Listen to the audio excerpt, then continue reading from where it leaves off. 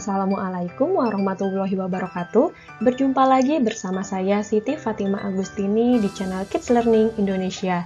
Di video kali ini kita akan belajar mata pelajaran PPKN, yaitu mengenai mengambil keputusan dengan cara bermusyawarah.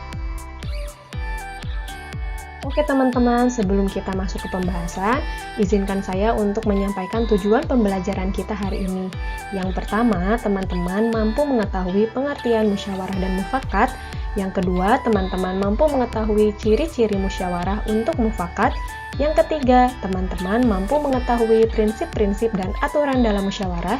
Yang keempat, teman-teman mampu mengaplikasikan tata cara dan persyaratan musyawarah dalam kehidupan sehari-hari. Yang kelima, teman-teman mampu mengaplikasikan cara-cara mengeluarkan pendapat dalam kehidupan sehari-hari. Dan yang keenam, teman-teman mampu mengaplikasikan sikap dalam musyawarah di dalam kehidupan sehari-hari. Bagi teman-teman yang baru bergabung di channel YouTube kami, silakan klik tombol subscribe dan jangan lupa aktifkan tombol loncengnya agar teman-teman dapat memperoleh informasi terupdate dari channel YouTube kami. Terima kasih. Oke teman-teman, kita masuk ke pembahasan yang pertama. Tapi sebelumnya, ada yang tahu tidak bagaimana sih cara mengambil keputusan itu?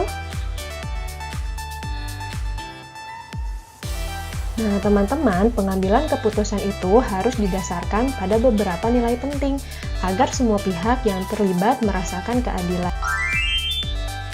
Teman-teman, berikut adalah nilai-nilai yang mendasar untuk pengambilan keputusan. Di antaranya, yang pertama ada nilai kebersamaan. Teman-teman, pengambilan keputusan harus dilakukan secara bersama-sama, duduk dalam suatu tempat dengan tujuan yang sama demi kebaikan bersama. Walaupun setiap peserta rapat berasal dari latar belakang yang berbeda, namun harus tetap mendahulukan kepentingan umum dan mengesampingkan kepentingan pribadi. Kemudian, ada nilai yang kedua, yaitu nilai kebebasan mengemukakan pendapat. Teman-teman perlu diketahui, bebas artinya itu tidak mendapat paksaan dari orang lain. Semua peserta rapat boleh mengutarakan pendapatnya. Pendapat yang diberikan harus logis dan masuk di akal, tidak menimbulkan perpecahan, sesuai dengan norma, dan tidak menyinggung perasaan orang lain.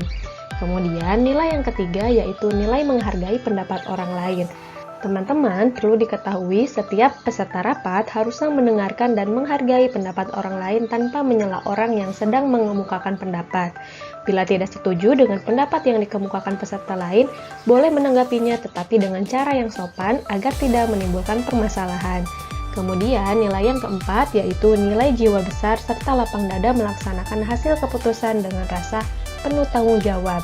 Nah, teman-teman, di dalam musyawarah ini, seluruh peserta rapat diberikan hak yang sama untuk mengemukakan pendapatnya. Mereka diberikan kebebasan untuk mengungkapkan ide atau gagasan, dan menyetujui hasil yang sudah disepakati dengan rasa penuh tanggung jawab. Perlu kita ketahui, musyawarah mufakat merupakan salah satu bentuk upaya pengambilan keputusan bersama yang sesuai dengan nilai budaya bangsa Indonesia yang demokratis. Musyawarah adalah pembahasan bersama suatu masalah guna mencapai keputusan, sedangkan mufakat artinya kesepakatan untuk melaksanakan hasil musyawarah.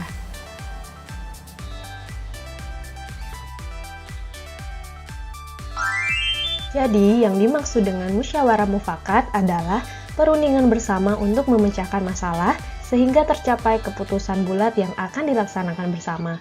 Kita harus mengutamakan musyawarah dalam mengambil keputusan untuk kepentingan bersama, bukan untuk kepentingan golongan atau pribadi.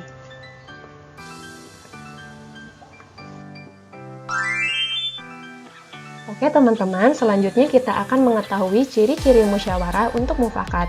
Yang pertama, sesuai dengan kepentingan bersama. Yang kedua, usul atau pendapat yang disampaikan mudah dipahami dan tidak memberatkan. Yang ketiga, dalam musyawarah, pertimbangan moral lebih diutamakan dan bersumber dari hati nurani yang jujur. Yang keempat, pembicaraan harus dapat diterima dengan akal sehat dan sesuai dengan hati nurani. Nah, teman-teman, selanjutnya kita akan mengetahui prinsip-prinsip dan aturan musyawarah. Apa saja sih prinsip-prinsip dan aturan musyawarah? Mari kita bahas bersama-sama. Yang pertama, musyawarah dilandasi dengan akal sehat dan hati nurani yang luhur. Yang kedua, musyawarah dilandasi semangat kegotong royongan dan kekeluargaan. Yang ketiga, mengutamakan kepentingan umum. Yang keempat, menghargai pendapat orang lain. Yang kelima, keputusan yang diambil harus dapat dipertanggungjawabkan secara moral kepada Tuhan Yang Maha Esa. Dan yang keenam, melaksanakan keputusan bersama dengan dilandasi itikad baik dan penuh rasa tanggung jawab. Teman-teman, selanjutnya kita akan mengetahui tata cara dan persyaratan musyawarah. Bagaimana sih tata cara dan persyaratan musyawarah itu? Yang pertama, peserta musyawarah harus hadir sebelum musyawarah dimulai. Kemudian yang kedua, musyawarah dimulai jika peserta musyawarah telah mencapai quorum. Quorum adalah penetapan jumlah minimum anggota yang harus hadir pada saat musyawarah.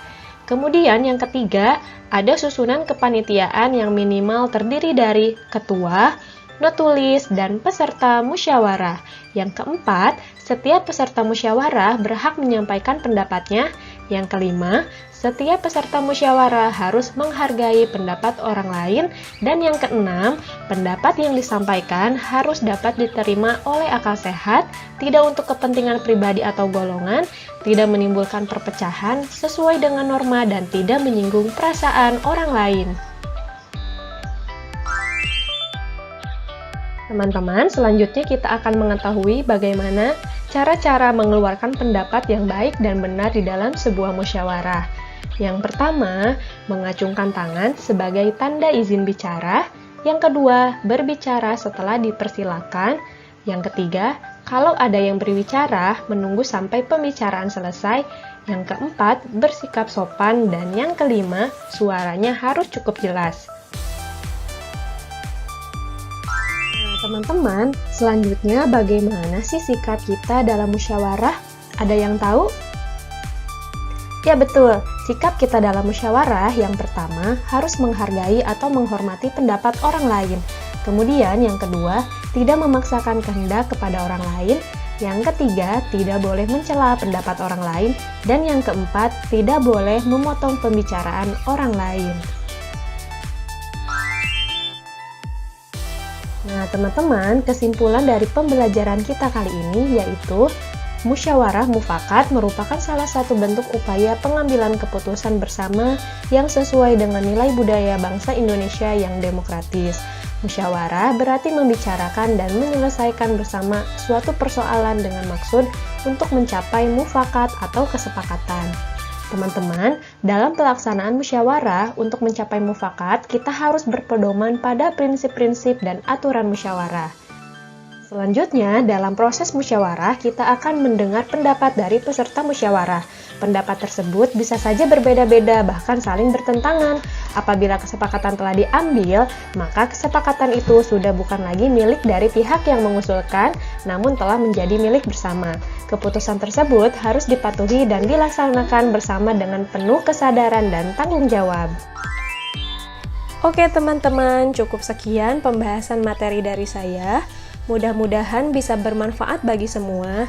Yuk berbagi ilmu baru dengan cara kalian share video ini ke media sosial yang kalian inginkan ya. Dan support channel kami dengan cara like, komen, share, dan subscribe channel kami. Jangan lupa juga aktifkan tombol loncengnya agar teman-teman dapat memperoleh informasi terupdate dari channel YouTube kami. Akhir kata, saya ucapkan terima kasih. Wassalamualaikum warahmatullahi wabarakatuh.